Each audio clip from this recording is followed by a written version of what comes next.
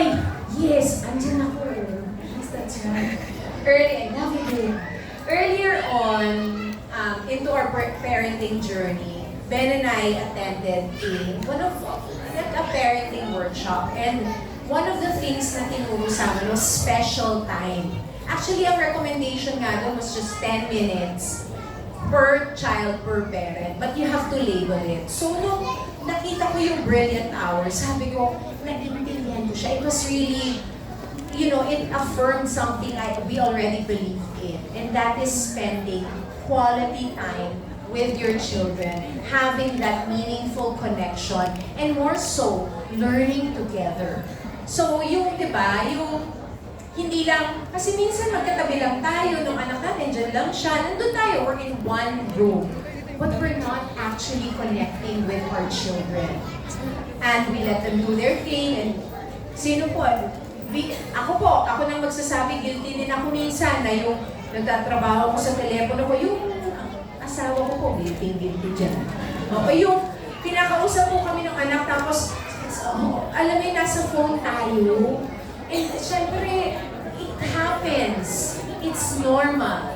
But I think what we need to understand is we can carve out that brilliant hour and really label it as a brilliant time together with our children. George, and really make it an hour or a time. Kasi baka hindi siya one straight hour. And I think there's no pressure naman to make it one straight hour, but it's really that time together that we're learning together and we're building not just our bond together, but we're building, helping them develop, diba? Into the human that we envision them to be. And even we can use play. We can learn. Definitely. We Yes. always hear that phrase, right? So, Ms. Isa, how do you personally see to it that you get to intentionally spend time with Leia, despite your very busy schedule? I'm sure napaka-busy as a mom, as an actress. So, how do you get that intentional time spending with Leia? Thank you. Alam niyo po bilang nanay, lahat po tayo busy. Tama po ba? Full-time mother at home, working mom. Ewan ko kung ano po ang mga multi-hyphenate. Every mother is busy. Every parent is busy. Parang doon ko lang nga na-realize that I had so much time when I didn't have a child yet. Parang pinabalikan ko yung mga moments na sinasabi, I'm so busy, I'm busy right now. Ako, halaga, hindi mo alam yung busy hanggang hindi ka pa magulang. Diba? And, pwede din naman marami din ginagawa. Pero, hindi ko din naman sinasabi walang busy na sa mga wala pang anak. Pero, iba talaga yung meaning ng busy pag nagkaroon ka pa ng ganung anak na may responsibilidad. So, thank you for your question because I feel that it's hard for us to have that perfect calendar time. Kahit na corporate job tayo, corporate setting, structure yung time, Monday to Friday, ano pa yung sa akin, erratic yung schedule. So, in the beginning, I felt so guilty, especially when I started going back to work, yung juggling a lot of things all at the same time. Pero, dun ko na-realize na actually kaya nga important yung brilliant hour. Kasi it's not okay at 3 p.m. every Tuesday we will have this. I can't promise that even. Parang it's really carving out that brilliant hour in a day to connect. It's really quality time over the quantity. I don't have as many hours that I wish I could to spend with my dearest Leia. I wish I could. Alam mo, may mga moments na, gusto ko sana lagi ko siyang kasama. Pero aminin ko, nasarap din minsan pag may freedom. Diba po? Ayun po. Love you. I know, I want to spend every day with you.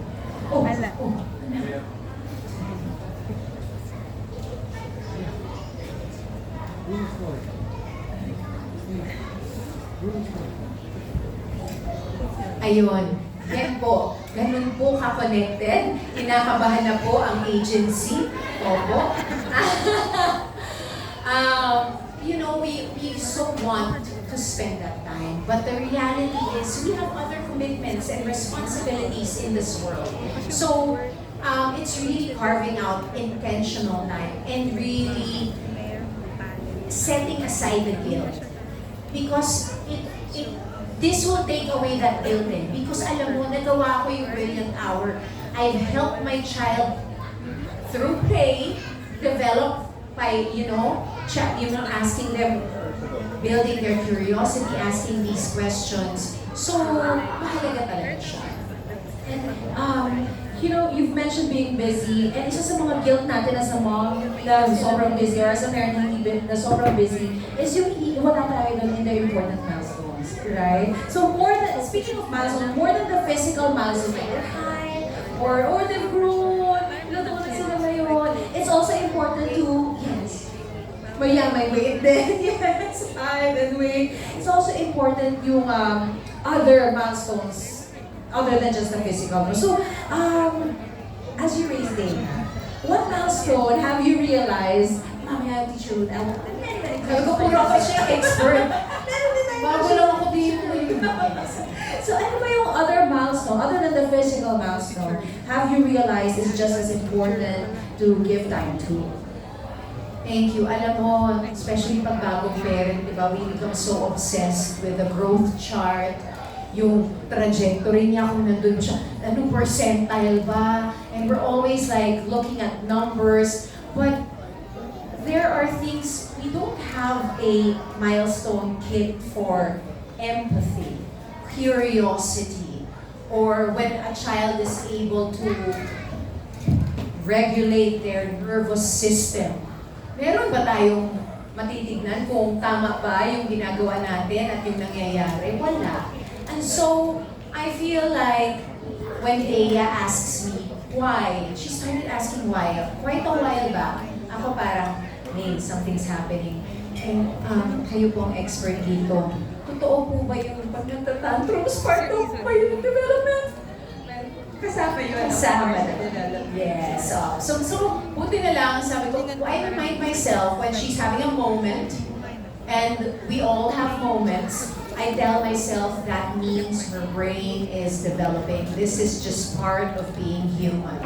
And so I feel that these things, it's the connection that we build when she's asking things, and I'm asking her things, and she's well engaged. So, yan yung parang unseen charts ko na hindi ko na kailangan naman talaga pumunta sa doktor. Parang tanungin kung okay po ba yung progress and development ng anak ko. I think when I observe, when puro ako kasi andyan ko yung asawa ko, ang pangalan niya ay Ben, when we observe how Dea is, we see yung mga tanong it's really the questions that they ask. And minsan vocabulary, okay, wow, meron siya lately said, otherwise, may mga ganun na. So parang, you see it talaga It doesn't always happen overnight. Sometimes you just catch yourself observing that, oh wow, she's kind of entered a new phase or season. But I also want to be not too attached to it. Kasi I also don't want to overthink whether she's hitting those milestones. But syempre, it makes me extra proud. Ako, pwede ko po, i-flex ko lang. Ang tawag nga po sa kanya parang nurturing, parang she had this honor sa play school nila. Kasi parang pag may umiiyak, lagi siyang pumupunta dun sa kaklase niya, iko-console niya, or parang always worried or concerned. And for me, I value empathy. So, I'm quite glad that she also, I feel, has high EQ. I hope we're building towards that. So, yun lang. Thank you very much, Ms. Isa. You know what? It means so much to us hearing from you, sharing these experiences that we highly resonate with. So, thank you kasi relate na relate kami. And now, Thank you. and now, Teacher Ruth here.